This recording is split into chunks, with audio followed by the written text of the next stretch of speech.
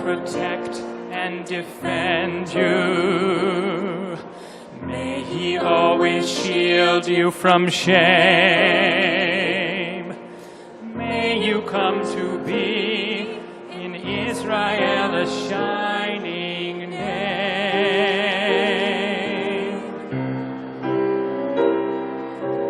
May you be like Ruth and like Esther. Deserving of praise, strengthen them, O God, and keep them from the stranger's ways.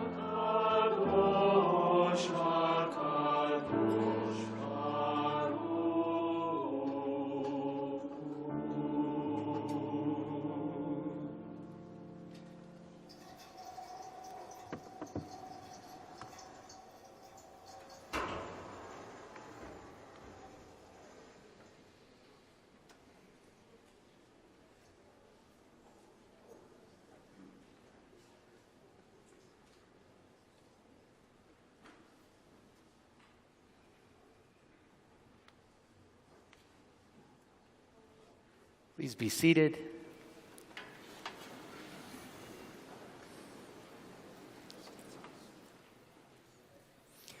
On page 164, you can join me in the blessing for wearing the talit. It's a custom on Erev Yom Kippur to wear a talit. Normally we don't do it during evening services, but tonight we do. And if you care to, join with me. Baruch atah Adonai Eloheinu melech haolam, asher kitshanu b'mitzvotav v'tzivanu lihitatef batzitzit. We are entering the holiest moments of the Jewish year. For Kol Nidrei and Yom Kippur to have their greatest meaning, it is not the words of the rabbi, the voice of the cantor, or the prayers in the machzor that are paramount. Those words, melodies, and prayers we trust will inspire us to stand uncovered before God, discovering the deepest recesses of our souls. Ask forgiveness for our sins.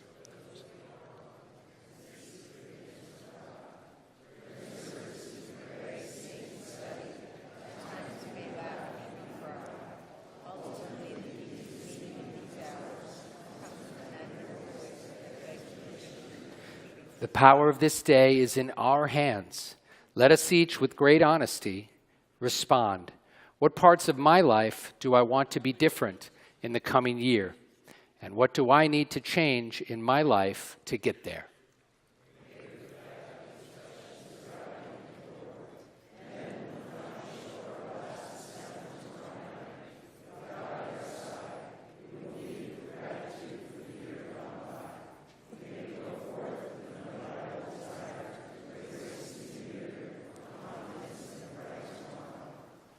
It's an honor to invite Dr. Gary Lazar and Carol Lazar to come and light our Yom Tov and Shabbat candles. We're on page 166.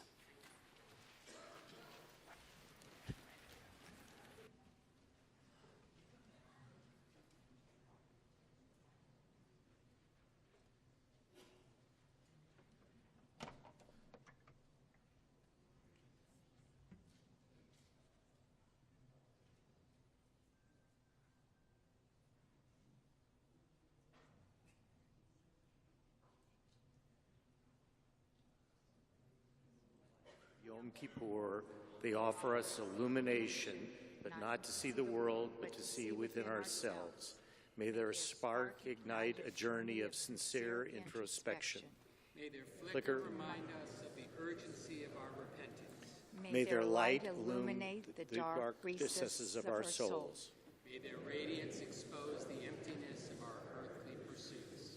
May their warmth melt our icy barricades of arrogance and conceit.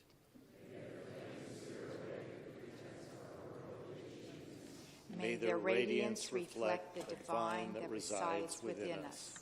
May their glow remind us now and forever of the divine that resides within us all. Please rise.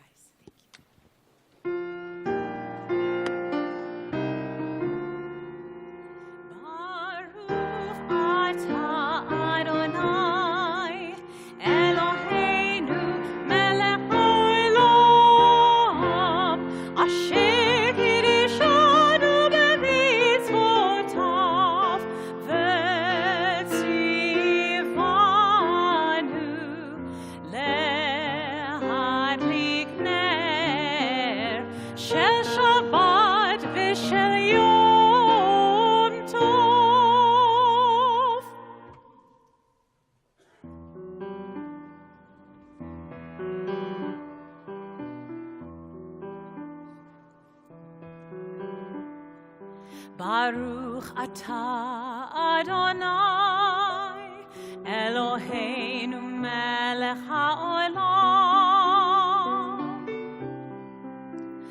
You bring us here.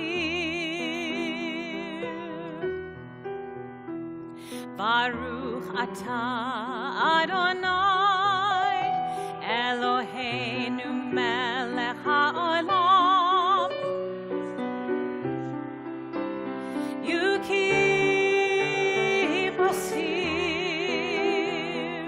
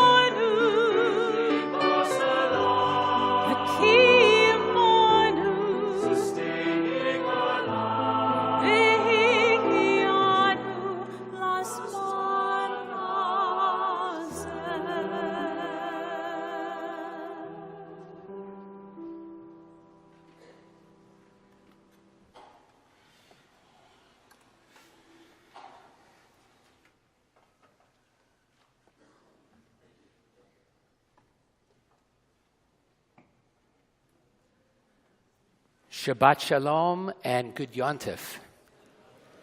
We don't always get to say that because Shabbat doesn't always come together with Yom Kippur as it does this evening. Typically, if a fast day coincides with Shabbat, we move the fast day to the following day. Why? Because Shabbat is supposed to be an oneg. It's supposed to be a joyous day.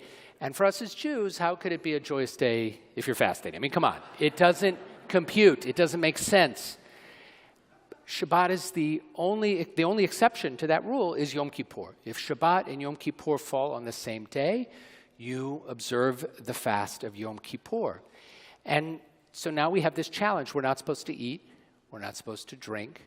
We're not supposed to anoint ourselves. We're not supposed to have intimate relations. We're not supposed to really do anything that's supposed to be overly comfortable, which is why I'm wearing these incredibly comfortable canvas sneakers, because there's a tradition not to wear leather shoes as well. So all of those things are to be avoided, and instead, what are we supposed to really focus on instead of having a good meal and enjoying ourselves as we typically would on Shabbat? We're supposed to be engaged in the work of teshuvah, which is hard work. We're supposed to be beating our chests appropriately for all the ways we've fallen short. We're supposed to be saying sorry to other people, which sometimes can be difficult. We're supposed to forgive other people, which sometimes is even more difficult. So here's the opportunity and here's the challenge. Is there a way that we could see that sacred work, forget about the refraining stuff, but the sacred work of teshuvah and tzedakah and tefillah, all the work of the next 25 hours or so, can we see that as an oneg? Is there a way in our minds we can imagine we are so lucky, we are so happy, we are so fortunate to be able to engage in such sacred and holy work? Let's make that our intention for ourselves as we welcome Shabbat and this holy special day. We'll continue with the words of Lecha Dodi, and you'll be able to find those words on the screens behind me.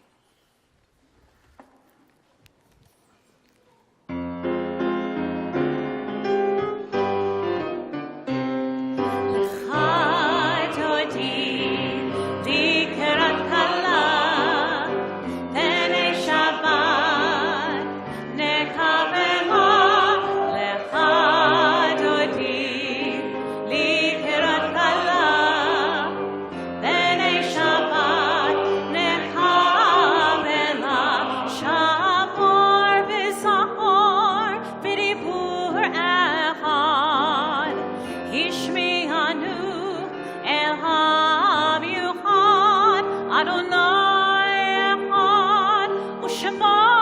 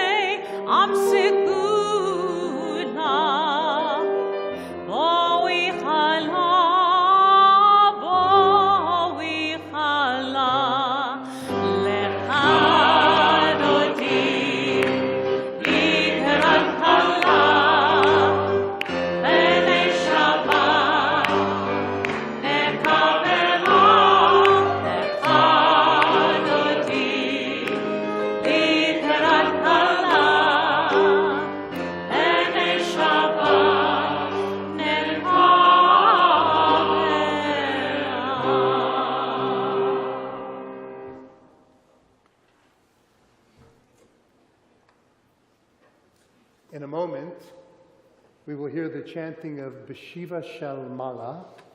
It will be chanted 3 times, and so too with Kol Nidrei. But why? It's the only 2 things I believe we chant 3 times. Well, first of all, it makes it more dramatic. And the second is, it shows the gravitas of both of the words. In the case of Beshiva Shel Mala, it describes that a court is being established, a heavenly court and an earthly court, with God above and us here on earth. And we declare it lawful and welcome all transgressors. Court is in session, and our actions of the past year are on trial. In the case of the Kol Nidrei, well, also it shows the gravitas. Kol Nidrei means literally every vow. Judaism takes vows very seriously. As a matter of fact, Ecclesiastes says, better not to make a vow than to make one and not fulfill it. God created the world with words. Let there be light. Our words mean a lot. When we honor our vows, our commitments, there is trust in the world. And when we don't, the fabric of our society unravels. All of this is worthy of future study, but for now, the Beshiva Shel Mala. You'll find it on page 168.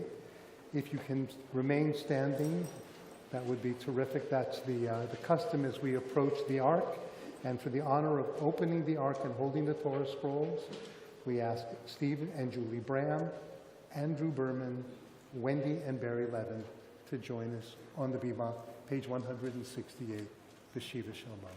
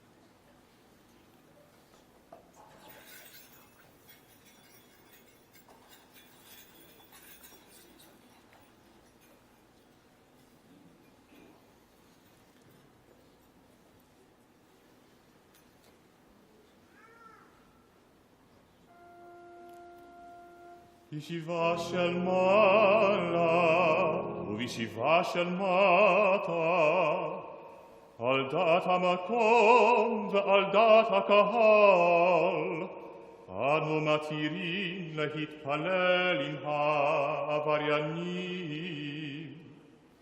בישיבה של מעלה ובישיבה של מטה, על דעת המקום ועל דעת הקהל, אנו מתירים להתפלל עם העבריינים.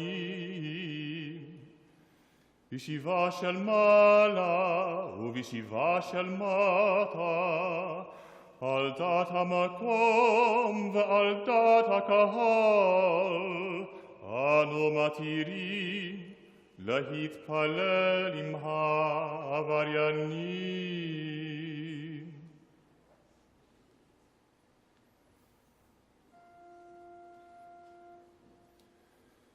Kol Nidrei Vesarei Vecharabei Vechonamei Vehinoyei Vekinusei Ushvu.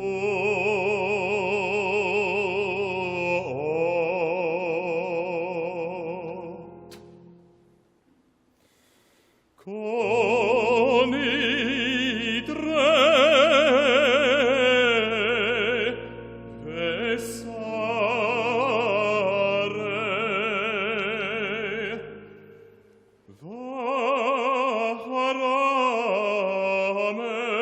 Vaharamei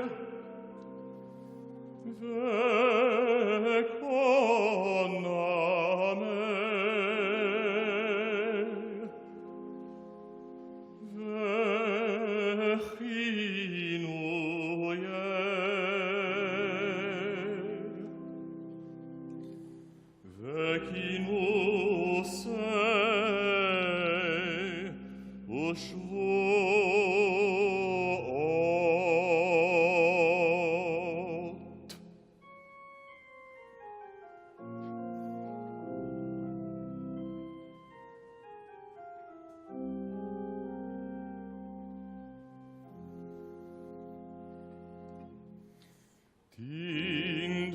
Tindarna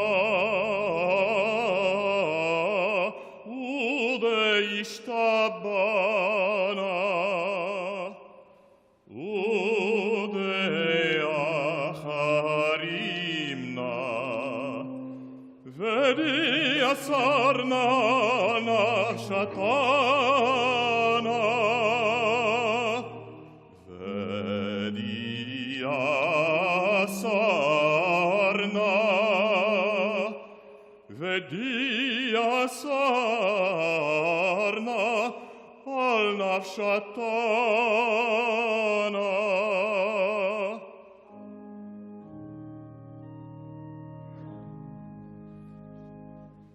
Yom Kippurim zeh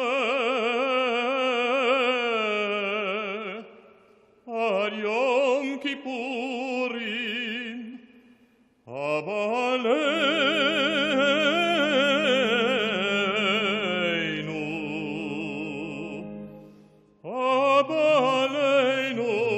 letova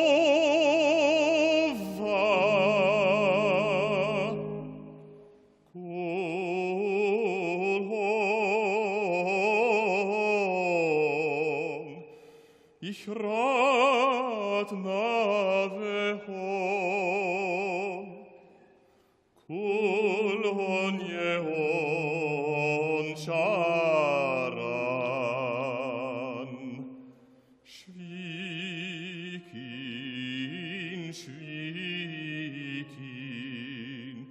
betelinum vutalin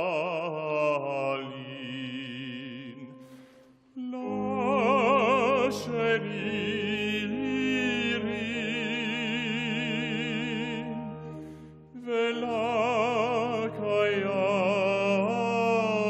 velakayamin Nidrona la Nidrei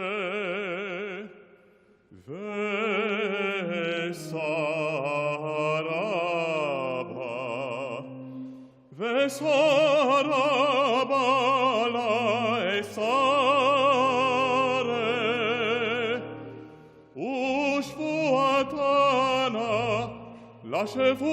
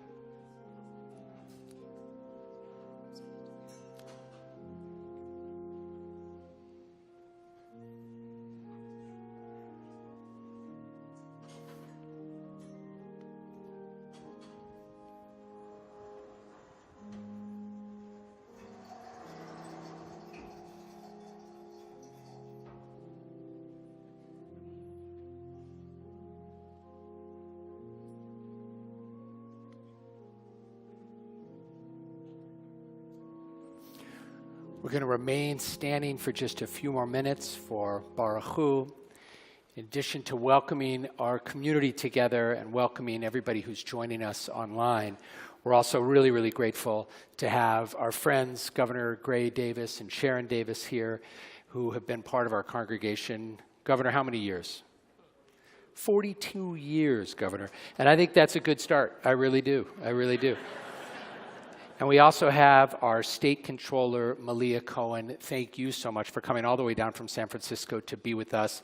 Hopefully 42 years from now, I'll be able to ask you the same question. We're going to stay standing, as I said, on Baruch Hu, for Baruch Hu on page 170.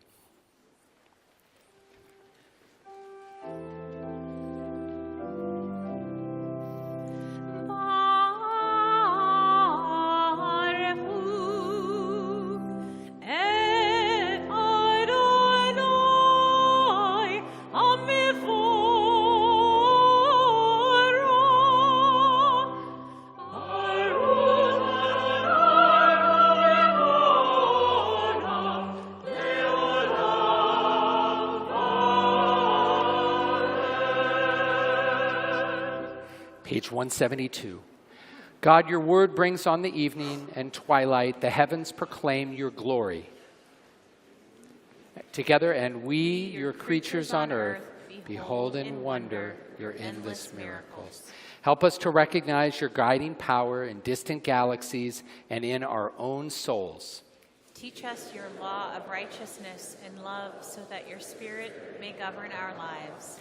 Parent of peace, bless our worship. May our meditations find favor in your sight.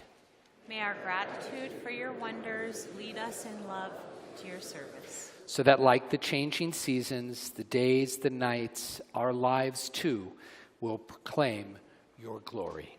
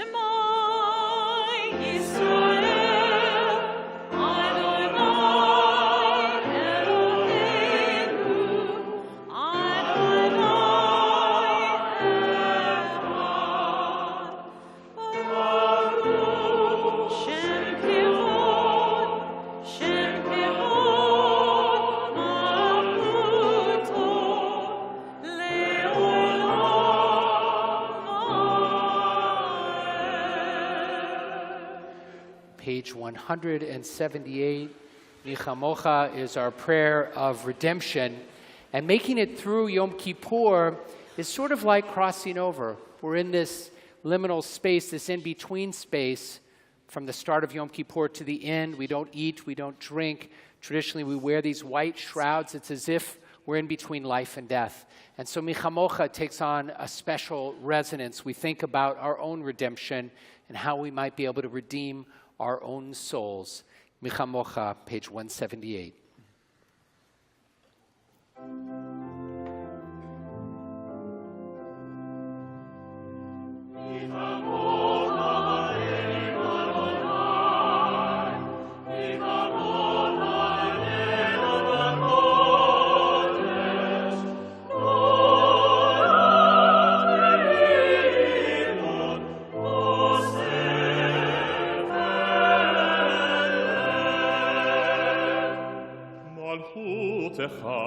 ראו בניך, בוקע על ים לפני משה ומרים.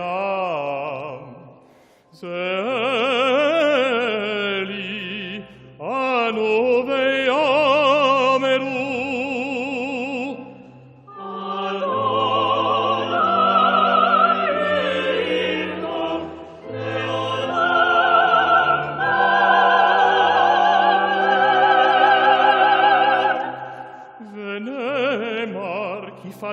אדוני את יעקב וגלו מיד הזק ממנו.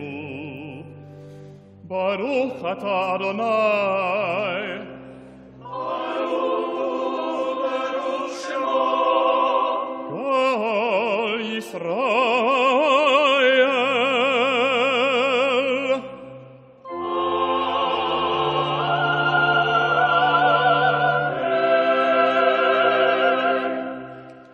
It's an honor to invite members of our congregation, Sandy and Allison Siegel, to come and share a little bit of a wise story in each of our services this evening and in some of our services tomorrow.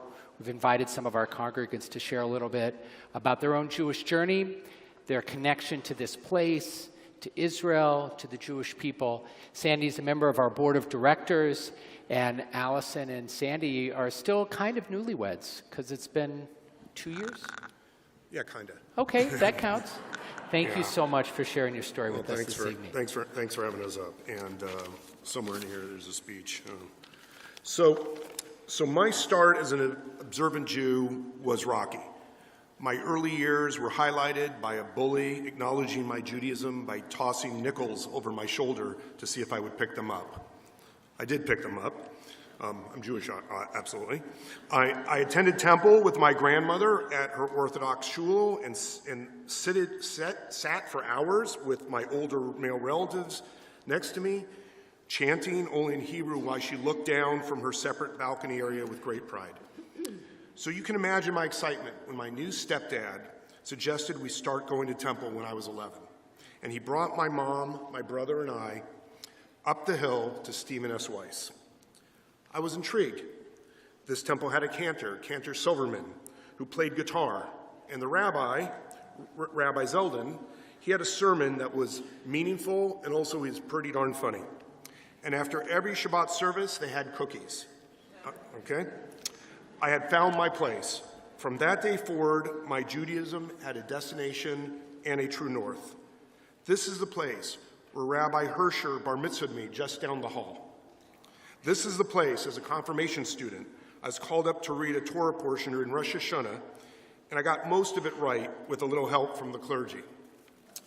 This is the place I stood right over there as part of the choir and sang the songs that became the rhythm of my Jewish life, even though Cantor Lamb did later share with me he thought I was tone deaf. On this bima, I named my children, Hayden, Taya, Sabrina, and William, starting their Jewish journeys themselves, and 2 of them are still coming to temple, so thank you for that. Hopefully they're paying attention. On that wall is the name of my grandmother, Sadie, who gave me my first taste of Judaism and gefilte fish. When my dad, Arnie, the one that brought me to this temple over 50 years ago, passed away, it was Cantor Emma and Rabbi Woznicka who came and sat Shiva with us. And almost 2 years ago in Tel Aviv, Rabbi Woznicka brought this place to Israel by marrying me to my beautiful wife, Allison. This is Allison, okay? My incredible partner for the rest of my Jewish journey. And right here on this bima, a year ago, after October 7th, Rabbi Yoshi led us from that dark day, sharing how, like generations before us, we would overcome, stronger, more connected, and more proudly Jewish than ever before. That inspiration of leadership during crisis has carried me since then. This is the place that has guided my life, has helped me to find my values, taught me how to be a father, how to grieve, how to celebrate, and support my journey as a Jew. God has blessed this place and us within it. I grew up in Houston, Texas, in a temple much like Stephen Wise, where from consecration to confirmation, I learned to love being Jewish. The Yom Kippur children's service was called, "It's good to be good, but it's better to be better, and you can be much better if you try." It was a song we sang as kids, and to this day, I still sing it, and I see my mom, who's since passed, looking at me with eyes that said, "The rabbi is talking to you, Allison." Learning to meet every challenge by being better and filled with Jewish pride started with that service. This is why Temple matters. As a young single adult living in Los Angeles, I was congregationless, but it is not a coincidence that every high holiday season I would ask for and be given someone's extra ticket to Stephen Wise services.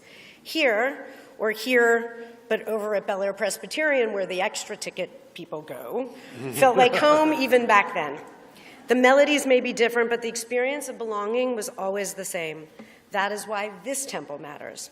It's no surprise that my incredible Zionist husband, Sandy, has been a lifelong member of this congregation. And like Sandy said, getting married in Tel Aviv was my dream, but I could not have imagined our wedding, without Rabbi Woznicka there with us to officiate it. I, like so many of you, have such a deep love and connection to Israel. Stephen Wise's unwavering support of Israelis, both here and in Israel, makes me proud to call this home.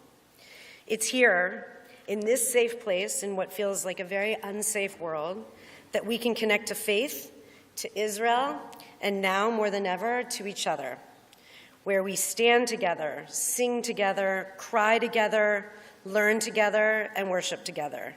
That is why this temple matters. I'm Yisrael Chai.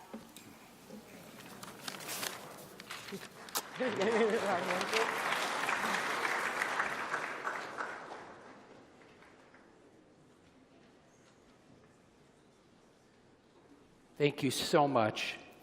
There are so many ways that you can express your support for this place, your participation, just being here with us this evening, joining us from home, participating in our classes and our services.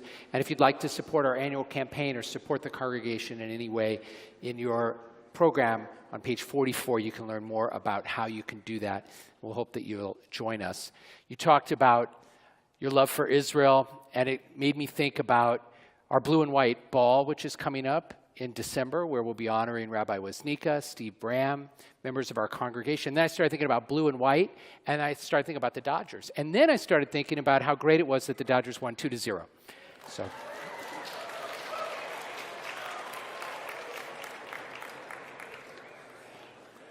And I'm sorry to my nephew, Jacob, who works for the Padres. Love you, Jacob. Get you next year. Okay, on page 179, there's so many emotions we have. There's Shabbat, there's Yom Kippur, there's these powerful stories, there's everything that we're carrying with us, and there are moments of levity and joy too. Hashkivenu points us towards that moment of shalom, that moment of peace, that sense that someday we, our families, our loved ones in Israel, and everyone in that region someday could experience what it would mean to be within a sukkah of shalom, a place of quiet, is something we long for more than anything else. It's our deepest wish for 5785 and beyond. Hashkivenu, page 179.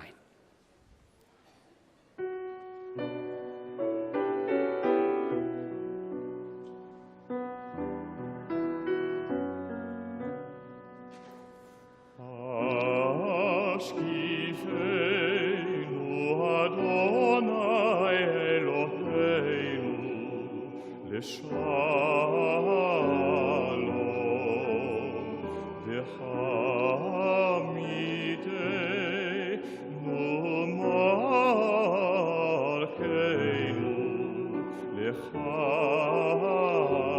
לחיים, ופרוס עלינו סוכה שלומך, ותקננו ועצה טובה מלפניך,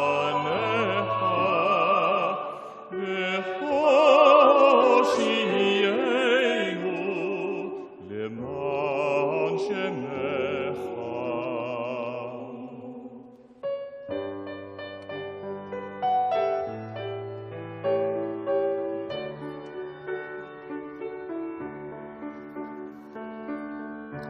השכיבנו אדוני אלוהינו לשלום, לשלום,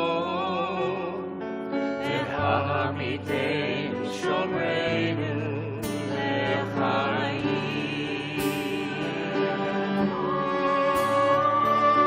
פרוס עלינו סוכת שלומך, פרוס עלינו סוכת שלומך.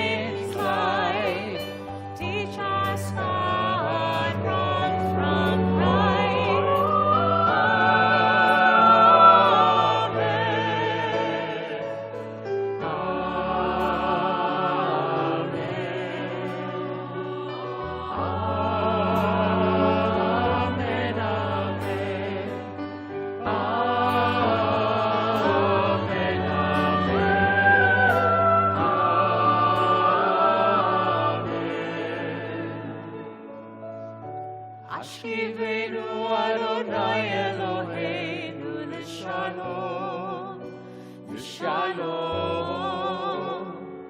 והעמידנו שומרנו לחיים.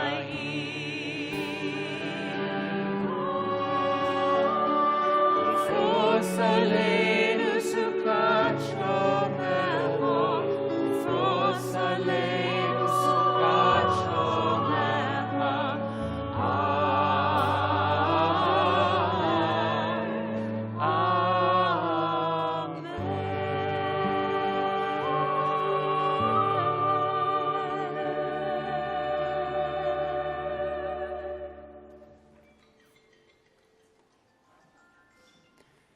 Vishamru can be found on page 180, our special prayer giving thanks to God for the gift of Shabbat.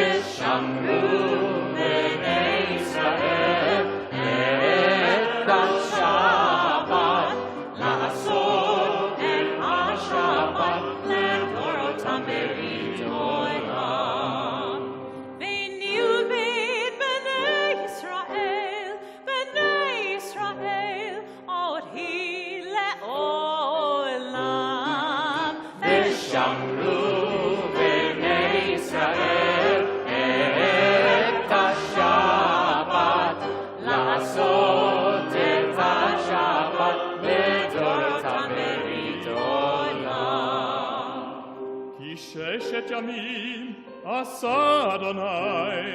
עשה אדוני את השמיים ואת הארץ, ושמרו בני ישראל את השבת, לעשות את השבת לדורות ברית עולם.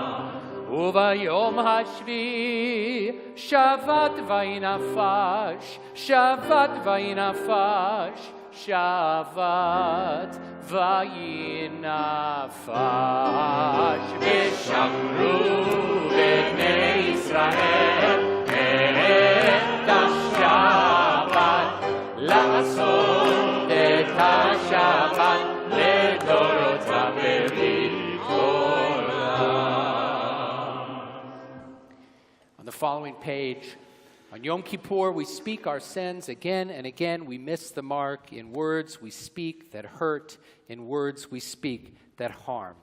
On Yom Kippur, we speak aloud, together and alone, to name the misdeeds one by one.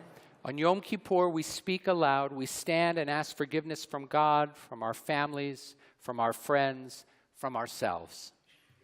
This moment to silence the chatter, to silence the words we yearn to speak. Give us this moment to give voice to our souls, the quiet within us. Prepare us to stand before you. Prepare us to open our mouths, that we may speak our failures and our hopes, that we may speak your praise. Our Amidah prayer begins on page 183. In a moment, I'm going to invite some members of our community to come and open the Ark. Once again, we'll take our Torah scrolls from the Ark. We'll have a chance to have a silent Amidah.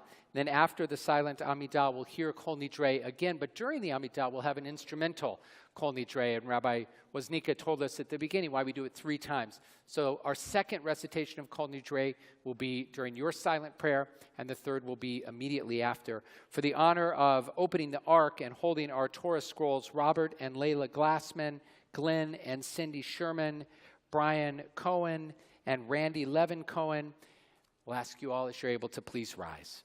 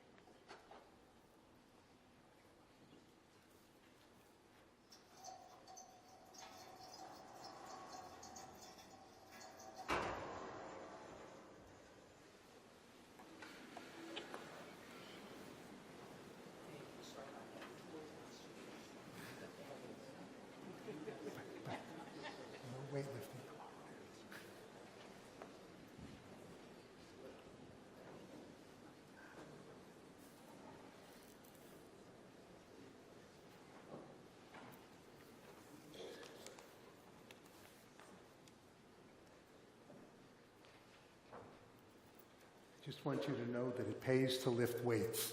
The Torahs are heavy, and I was thinking maybe there's a song there, it ain't heavy, it's my Torah. Anyway, we continue together, please responsively, on page 201. On Yom Kippur, the book of remembrance is sealed. It speaks for itself. For each of us decided with deeds. This is the song. Each of us is an author, writing with deeds in life's great book.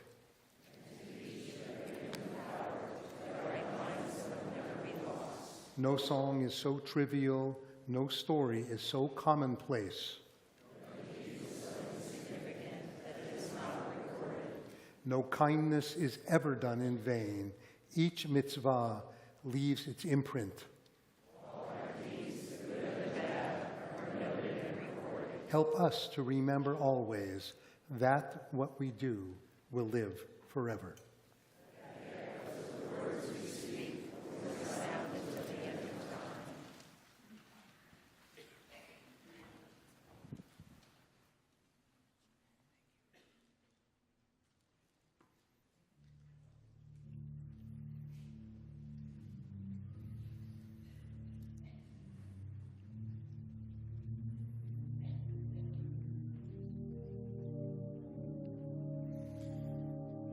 Shema Koleinu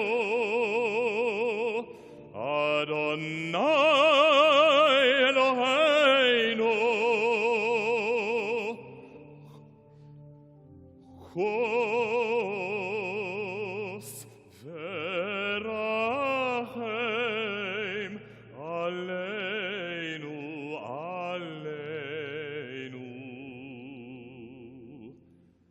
V'kabel berachamim verachamim ufratzon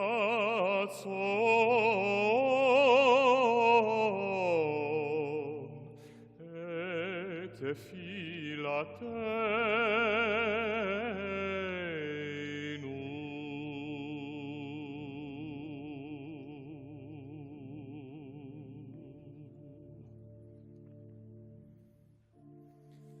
Hashivenu Adonai Elecha, Hashivenu Elecha v'notshuva, Chadesh Yameinu, Yameinu, Kekedem.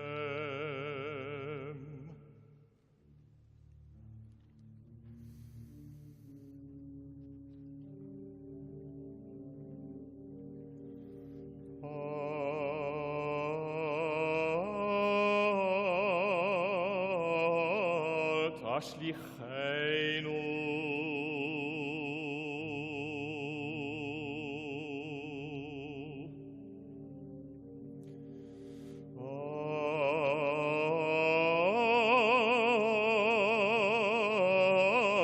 Tashlicheinu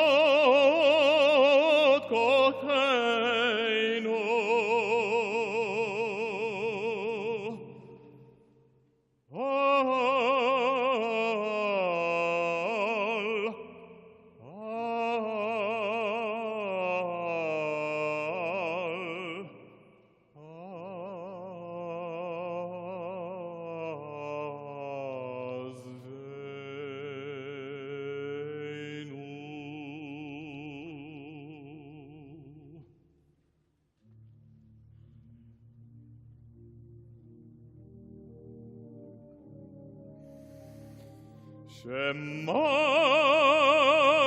Koleinu Adonai Eloheinu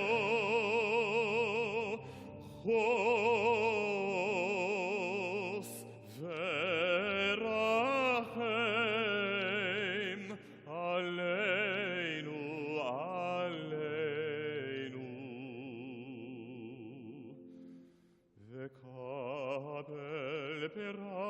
ברחמים ברחמים ופרצון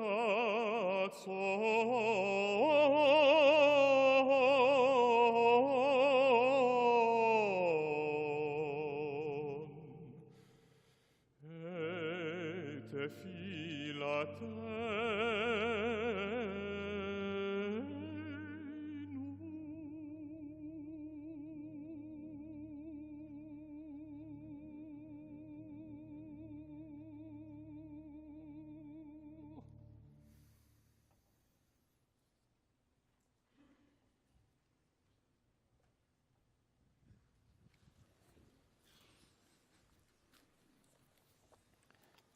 Please rise for our communal confessional, page 203.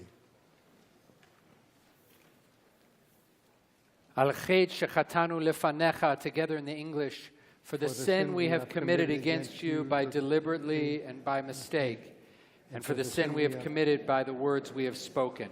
Al ched shechatanu lefanecha, For the sin we have committed against you by hardening our hearts, and for the sin we have committed through careless speech.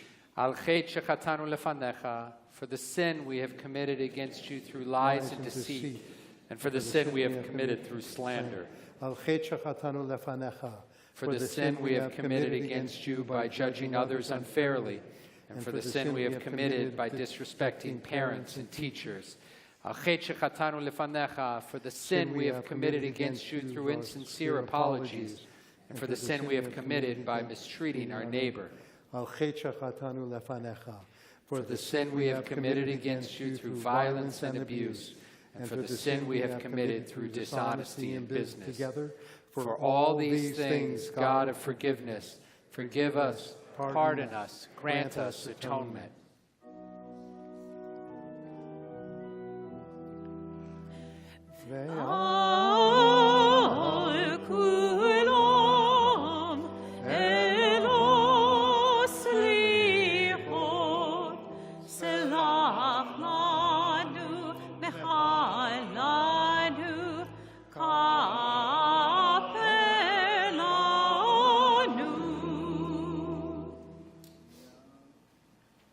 Shechatanu lefanecha, for the sin we have committed against you openly and secretly, and for the sin we have committed by lack of self-control. For the sin we have committed against you through sexual immorality, and for the sin we have committed through gluttony. Al ched shechatanu lefanecha, for the sin we have committed against you by giving in to our hostile impulses, for the sin we have committed by greed and exploitation. Al ched shechatanu lefanecha, For the sin we have committed against you through cynicism and scorn, and for the sin we have committed by arrogant behavior.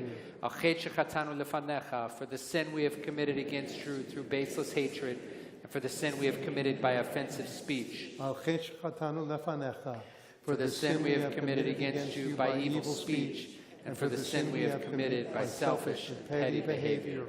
For all these things, God of forgiveness, forgive us, pardon us, grant us atonement.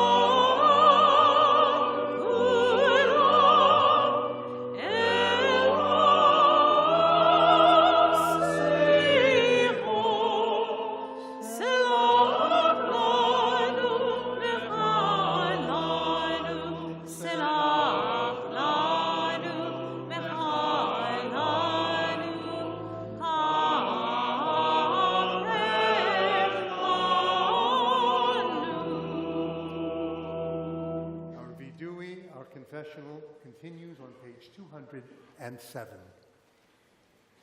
Ay, ay, ay, ay, ay, ay, ay, ay, ay, ay, ay, ay, ay, ay, ay, Ashamnu, Ashamnu, Bagadnu, Bagadnu, Gazalnu, Dibarnu Dofi, Dibarnu Dofi, Ay, ay, ay, ay, ay, ay, ay, ay, ay,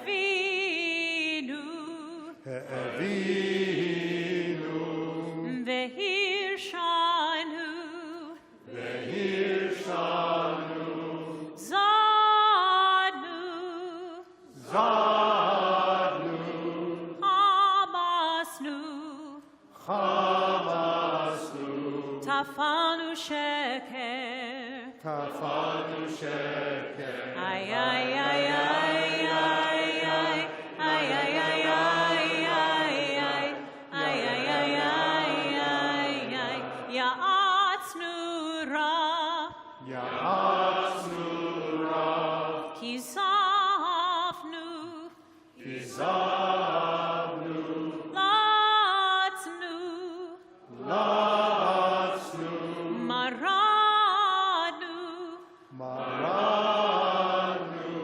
Nihatznu, Niyatznu, Sararnu, Saranu, Avinu, Avinu, Ashanu, Tashanu, Sararnu, Saranu, Kishinu Oref, Kishinu Orech, Ay, ay, ay, ay, ay, ay, ay, ay, ay, ay, ay, Rashanu, Rashanu, Shihanu, Shihanu, Tiavnu, Tiavnu, Tainu, Tainu, Titanu, Titanu, Ay, ay, ay, ay, ay, ay, ay, ay, ay,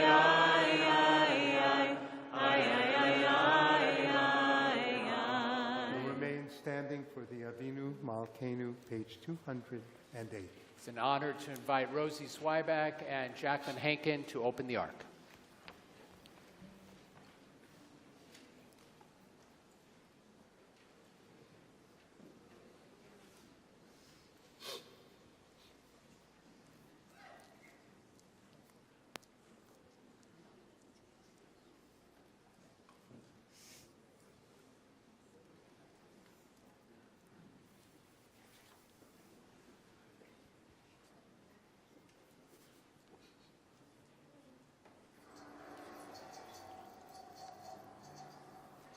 Avinu Malkeinu, Shema Kolenu. Together, Avinu Malkeinu, hear our voices. Avinu Malkeinu, Hatanu Lefanecha.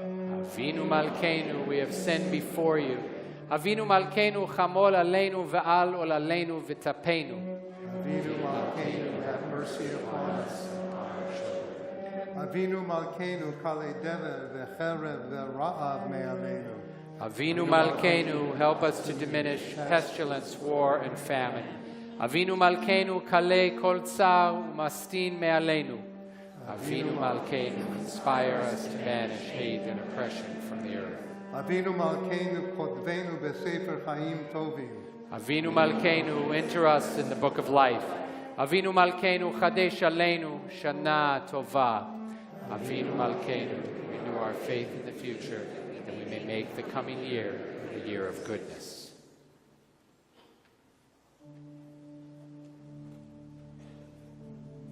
Avinu Malkeinu, Shema Koleinu. Avinu Malkeinu, Atanu Lefanecha. Avinu Malkeinu, Amol Aleinu, Ve'ol Aleinu, V'Tapenu.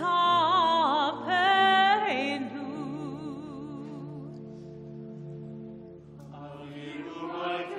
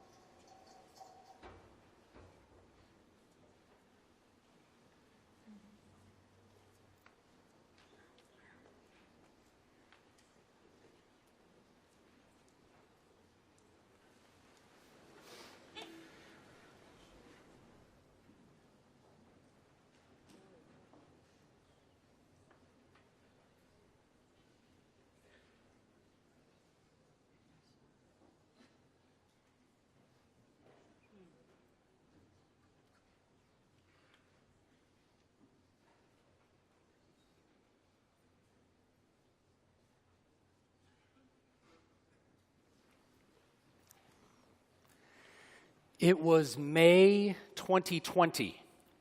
It feels like decades ago already. Stay-at-home orders were in place, and we were dealing with lots and lots of unknowns. As hard as that time was, there were a few silver linings, at least for me. One was that because our services were pre-recorded then, I spent my Friday afternoons in the kitchen making challah while our youngest daughter, Nomi, was on her weekly Zoom with the Los Angeles Holocaust Museum. Every week, Nomi and a half a dozen other teenagers would spend about an hour with a group of Holocaust survivors. They would share stories, talk about the news of the day, and end each session by lighting Shabbat candles and saying Kiddush. I would stand on the other side of the kitchen island, braiding challah, listening in on their conversations. Over several months, I felt like I got to know them all pretty well. Their stories of resilience and survival filled me with hope. If they could get through hell and emerge somehow capable of living and loving and laughing again, we'd get through this. The English word resilience comes from a Latin root meaning to jump back or to recoil. It's what enables a stress ball to return to its original shape after you release it. In psychology, resilience is the process of adapting well in the face of adversity, trauma, tragedy, threats, or significant sources of stress. It's what enables a person to bounce back emotionally or psychologically, to recover from a challenging circumstance and return to more or less the shape you were in before, maybe even a bit wiser, a bit stronger. Interestingly, psychological research suggests that resilience is in fact rather ordinary. That is, most people are by their nature resilient. Most people can adapt most of the time to adversity, trauma, tragedy, and threats. But there are ways to build resilience as well, to strengthen the muscles that can help us adapt in the face of these challenges. And Yom Kippur itself is an exercise in building those muscles. Consider the Unatana Tokef prayer. It's a type of pre-trauma exercise, preparing us for the possibility and even the likelihood of adversity. That liturgy reminds us that life is inherently unpredictable. We just don't know what hard things are in store for us in 5785. And so every year we remind ourselves of the challenges we may very well face. Last year, we gathered in this space 2 weeks before the horror of October 7th. We had no idea what was coming right around the corner when we said, Mi yichyeh u'mi yamut, who will live and who will die. Mi v'mayim, who by water, u'mi va'esh, and who by fire. We just don't know what's coming, but we can prepare ourselves to face these challenges more successfully. So here are 3 stories of resilience, each modeling a different type of resilience that can help us spring back in the face of adversity. Edith Franke, the resilience of memory. Edith Franke was one of those survivors I got to know through my daughter's Friday afternoon Zoom meetings. She was born in Kiesht, a small town in the Carpathian Mountains. Edith was the second of her parents, Erno and Sarah's 4 children, Ava, Edith, Andre, and Lily. On June 6th, 1944, D-Day, Edith and her family were loaded onto a cattle car and transported to Auschwitz-Birkenau. Edith was 17 years old and strong enough to work. She and her older sister were sent to a labor camp in Latvia. The rest of her family was sent straight to the gas chambers. At the work camp, Edith and Eva were sent each day to the Jewish cemetery outside of Riga to break tombstones apart so they could be used to pave the streets. Edith shared the story of how one time, toward the end of the war, the Soviet army was getting closer and closer, and the bombing was loud and terrifying. Starving and scared, the women continued their painful work. One of the older inmates said to them, "Close your eyes and think about some of your favorite foods you used to eat. Do you remember those foods?" Edith said that simply remembering happy moments she had spent with her family helped her to be less afraid. Edith and her sister survived the war and made their way from a displaced persons camp back to their hometown in the Carpathian Mountains. A Gentile friend of hers from childhood took Edith in and did her an especially beautiful act of kindness. She went back to Edith's family home and found photos from Edith's childhood. It was all she had left of her family. These photographs sparked memories that gave her strength as well. Edith and her sister immigrated to Canada, where Edith met and married George Franke, a survivor from Budapest. They had a son, Richard, and in 1961 they moved to Los Angeles. After Edith retired in the mid-1990s as a hairstylist, she started sharing her story at the LA Museum of the Holocaust. And she spoke to thousands and thousands of students over the years, including my daughter, Nomi. In 2019, just a little bit before she came into my family's life, Edith celebrated becoming a bat mitzvah, something that wasn't available to her when she came of age in 1940. I know there were many, many factors that enabled Edith to survive, luck certainly among them. But I'm taken by the story she shared of the older inmate telling her to close her eyes and remember her favorite foods. I'm inspired by how important those family photos were to her. These moments of memory helped her get through challenging times, and her telling that story all those years later helped us. What are the memories we can go back to help us recover when we feel like all hope is lost? Maybe it's a memory of a time when we were resilient before. Maybe it's an activity or action that we deeply wish to experience again. Maybe it's a beloved relative, teacher, or friend whose example gives us strength. Even though I never met Edith in person, Edith Franke is such an example for me. Her story gives me strength. On October 17th, 2021, at 94, Edith died peacefully, surrounded by her family. Her memory is a blessing.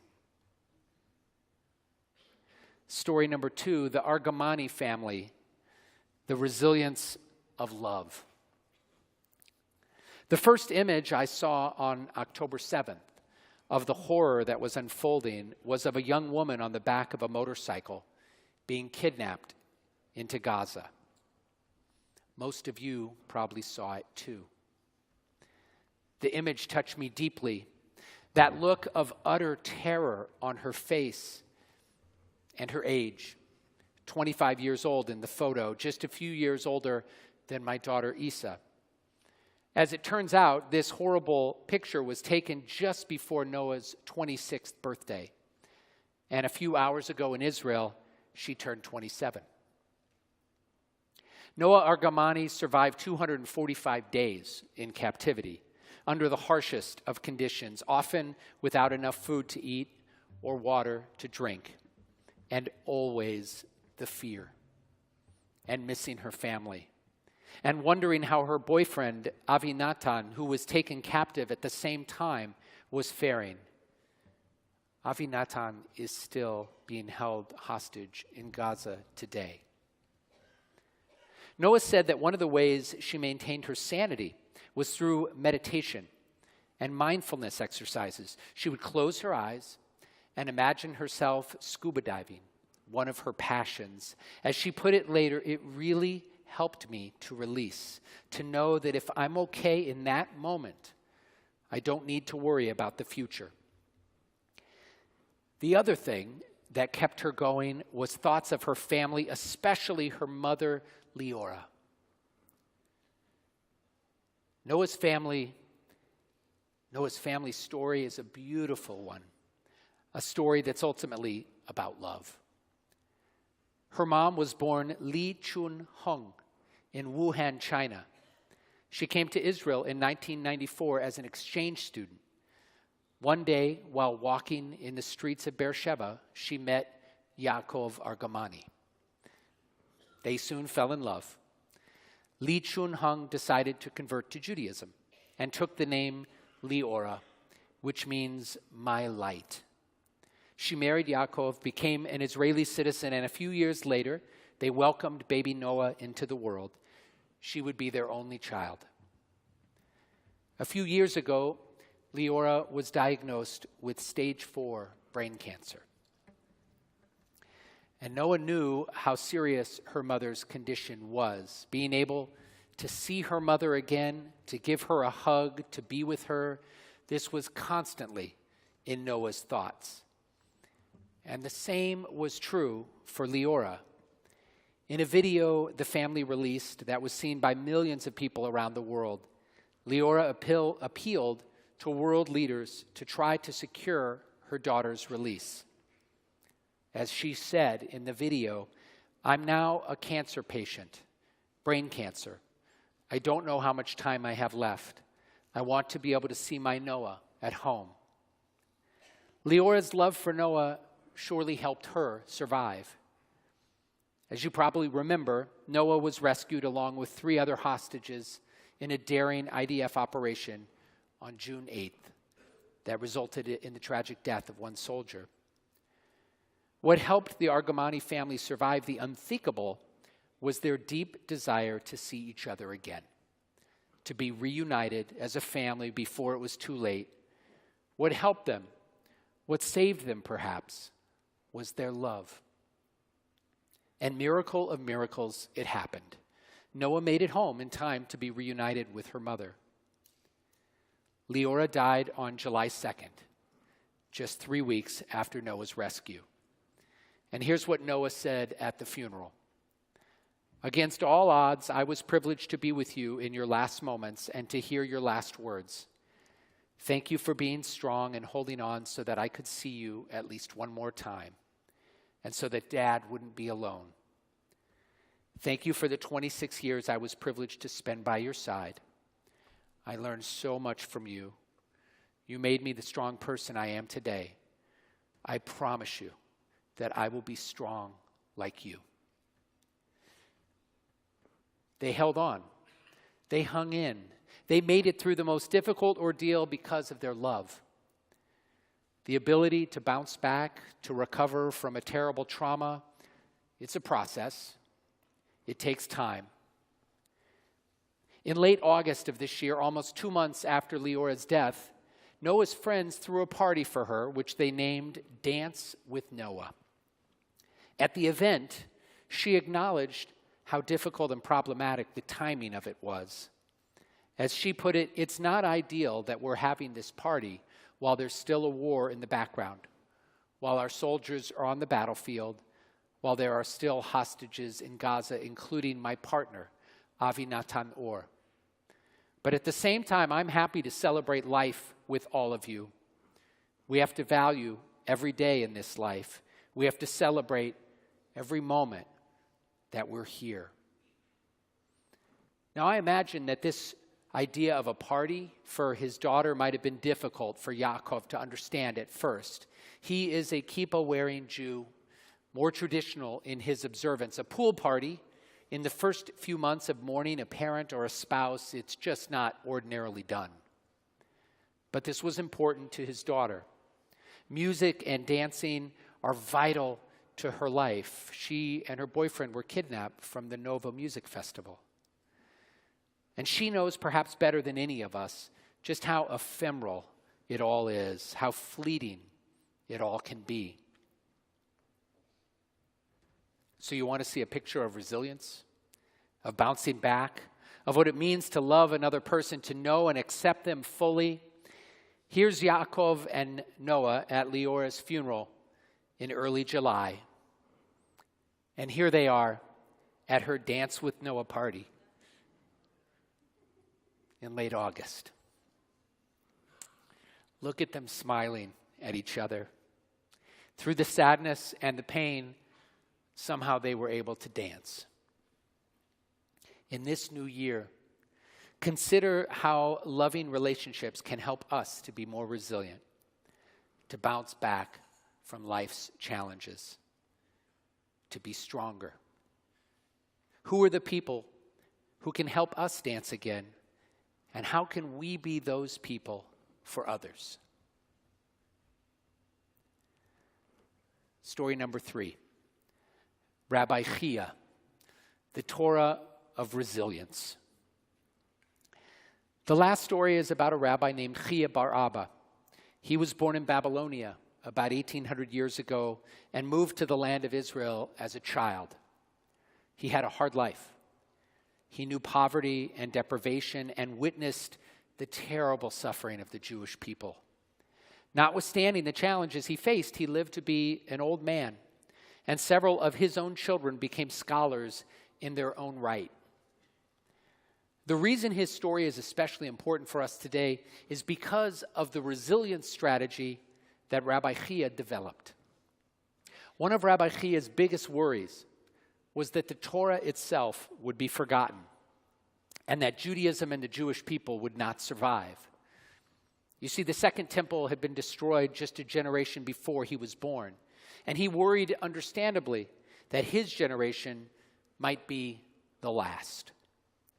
But rather than giving up or giving in, he came up with a plan to ensure the survival of Torah and the values it embodies.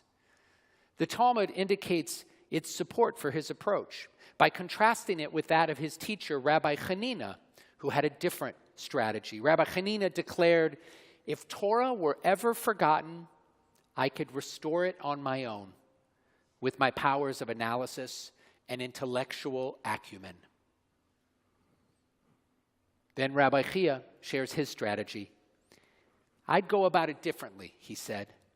"First, I will go and I will plant flax seeds so that I will have flax that I can use to weave a net, which I'll use to capture a deer. I'll slaughter the deer and I'll feed the meat to orphans.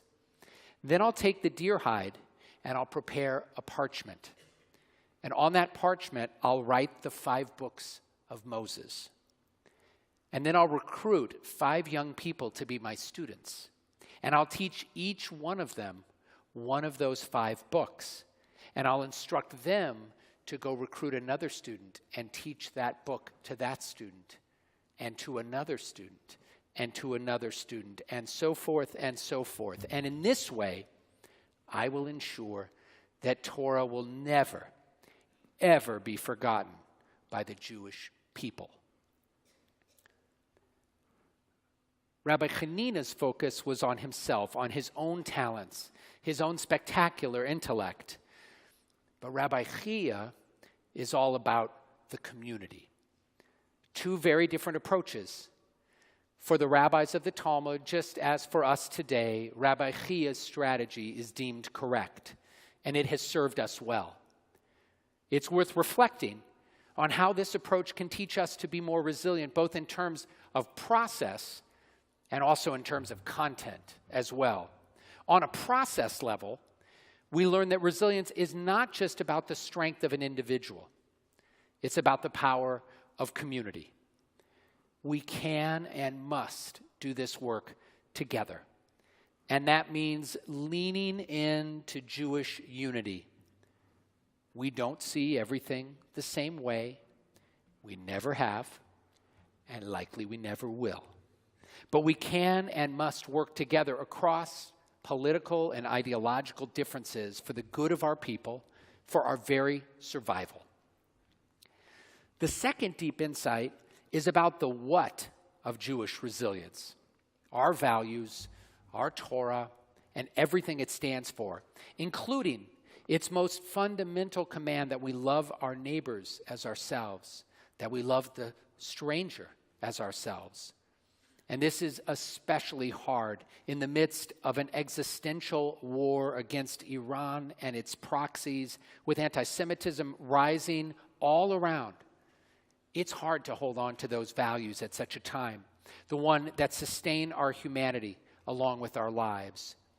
But if we are to bounce back as Jews, we have to cling ever more tightly to the most fundamental values of our Judaism, even the ones that are hardest to embrace in a time of deadly war. It's instructive to consider the modern Hebrew phrase for resilience, chosen nafshi.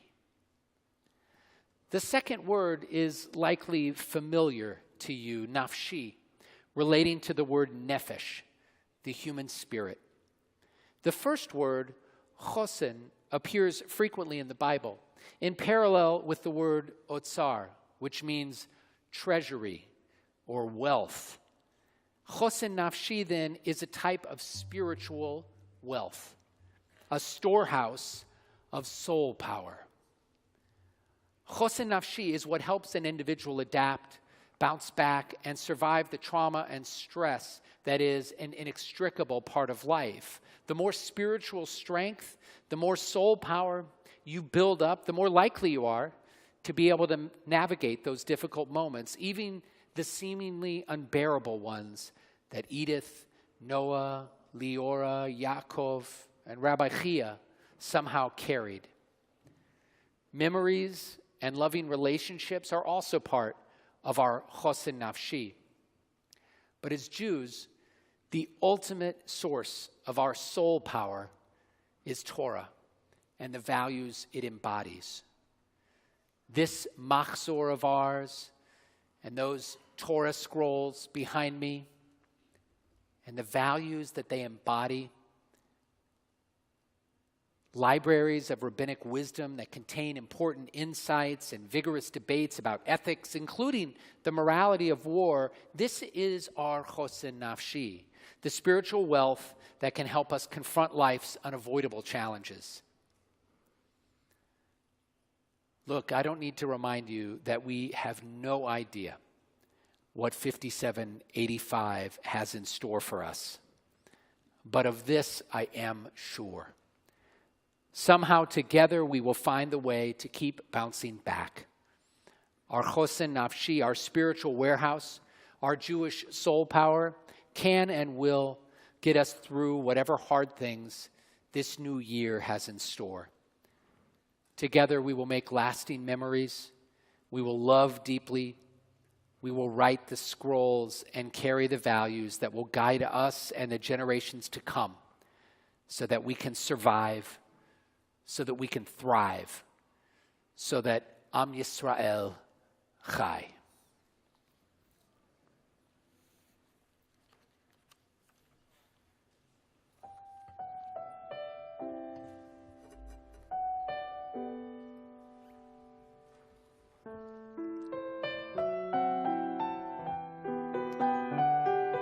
Thank you.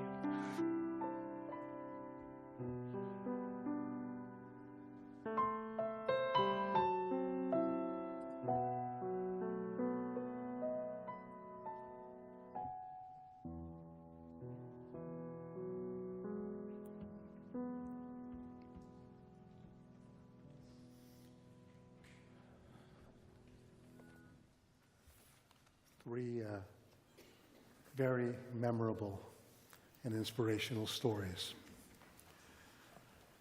Say a prayer for our country, followed by a prayer for Israel. You'll find a prayer for our country on page 293. Please do join me responsively.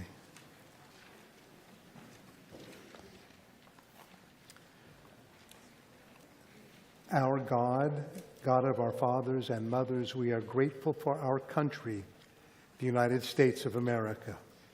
May it always be a haven for the oppressed, its neighborhoods, highways, peaceful and secure. May the officers of our government be blessed with wisdom and good counsel. May they act in unison to promote the welfare of all, and may petty rivalry be banished from their deliberations.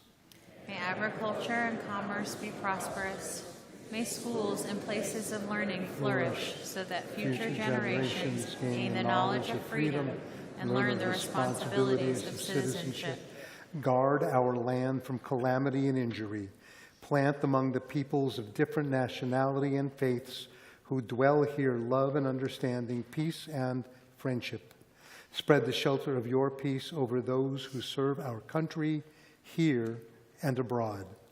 May it be your will that our land be a force for good for all who live on earth, and that all peoples know its blessings, so the vision of your prophet may be fulfilled. Let justice roll down like water, and righteousness like a mighty stream. And let us say, in the middle of page 294 in the English, please join me in the prayer for Israel. Avinu Shabashamayim, Rock and Redeemer of the people of Israel, bless the state of Israel with its promise of redemption. Shield it with your peace. Guide its leaders with your light and your truth. Strengthen the hands of those who defend our holy land. Deliver them. Crown their efforts with triumph. Bless the land with peace and its inhabitants with lasting joy. And let us say, Amen.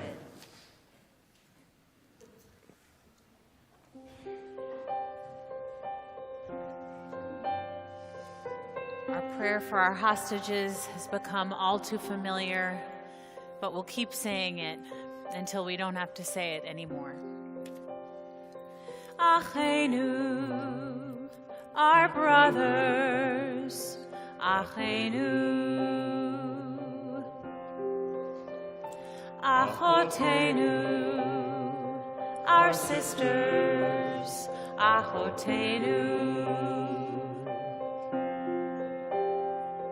Achenu, our brothers, Achenu,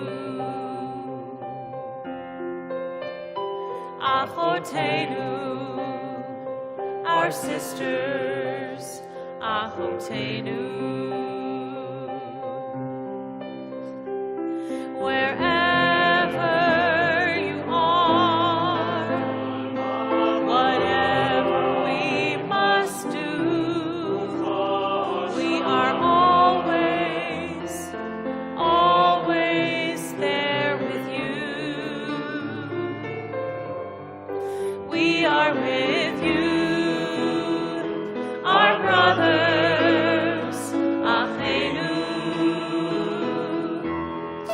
We are with you, our sisters, Achotenu. From the darkness to the light, we are from the darkness to the light, we are from the darkness to the light. Make everything all right. We are from the darkness to the light. We are from the darkness to the light. We are from the darkness to the light. Make everything all right. We are with you.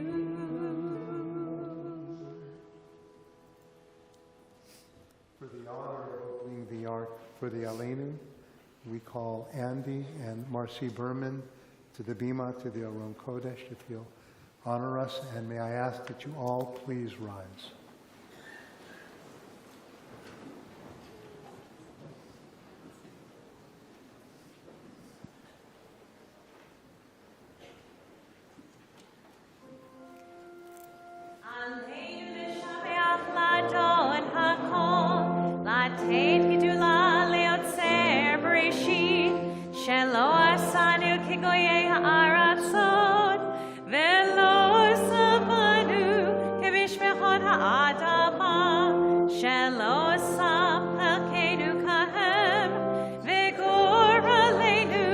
Kechol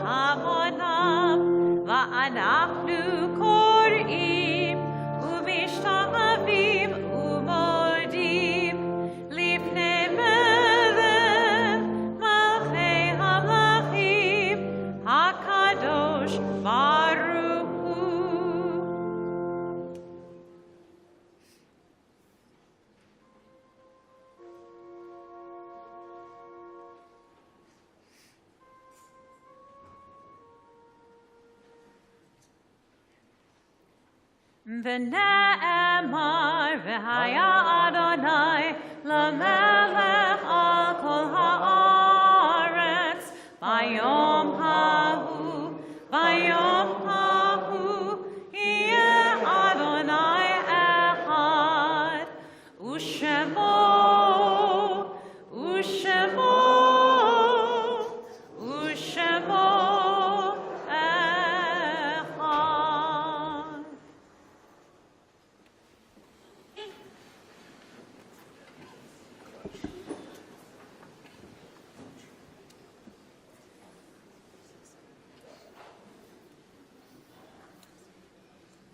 As Rabbi Zweiback shared the memories of three extraordinary human beings, and certainly their families, we also have personal memories as well. On page 213, if you'll join me responsively before the mourner's Kaddish. The mourner's Kaddish, words recited in memory of the departed, and yet overflowing with words of praise to the Almighty, the glory of God, the greatness of God.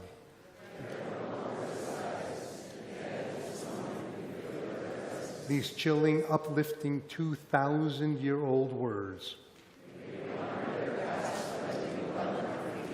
They once walked alongside us, now they walk the streets of heaven.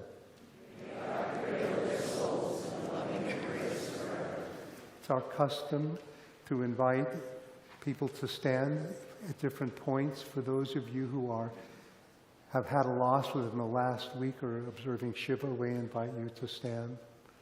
Those of you watching at home are invited to stand at this point as well. Those of you in the past year, during the first year of mourning, are invited to stand if you've lost a loved one. If you're observing the yahrzeit of a loved one tonight, you are invited to stand.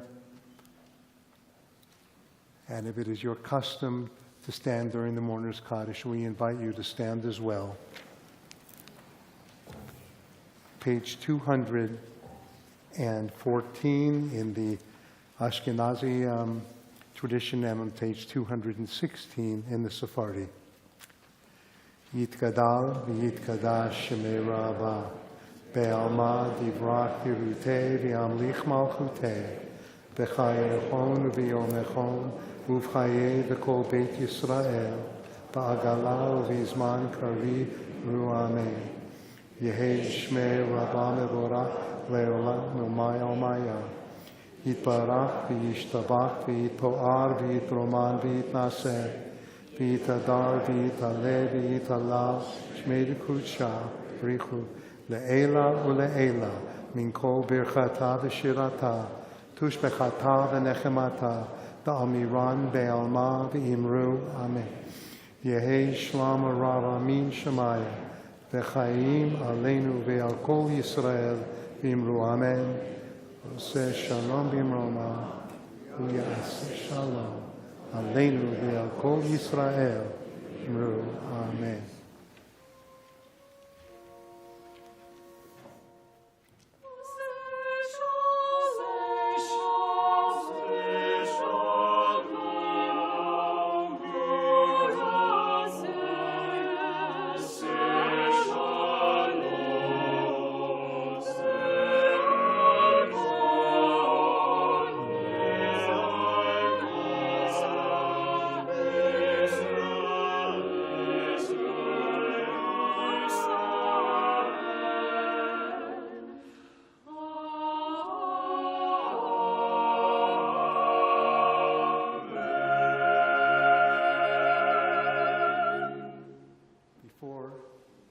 Concluding words, I just had a memory when I was a kid in synagogue on Yamim Norim, on the high holidays. It was a fairly traditional service.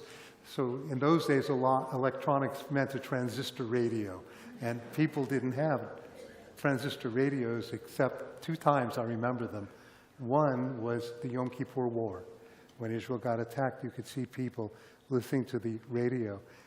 The other was the 7th game of the World Series. The Dodgers were in. Now, I could tell you that I know what's going on right now, that it's the bottom of the 9th inning, it's a tie score, and Ohtani's at bat, but that's not true. I just made that up to gain your attention to find out what's later on. A bit of a contrast because we have just entered the holiest moments of the Jewish year, and though Yom Kippur is a solemn day, a serious day, it's not really supposed to be a solemn day because we enter this period with a sense of optimism. That's why people frequently wear white, with every hope that will be sealed in the book of life for the year to come. And so to those who have worked so hard for so many months behind the scenes, making the service what it is, we say thank you to those in front of you. We say thank you to them as well, Toda Rabbah. And to all of you who are with us here and perhaps viewing, it's a mitzvah to pray on Yom Kippur, and traditionally, the only person who can thank you for doing a mitzvah is God.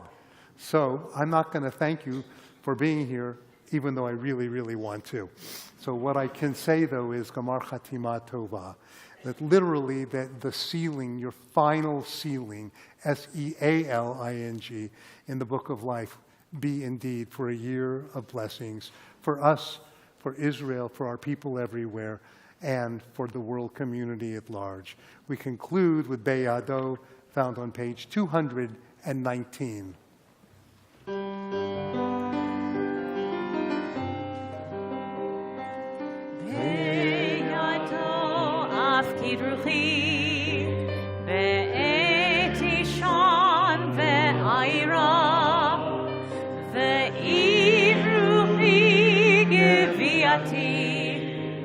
Adonai li v'lo ira,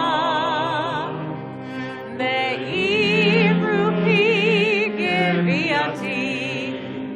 Adonai li v'lo ira. My soul I give to you, my spirit in your care. Draw me near, I shall not fear. Hold me in your hand.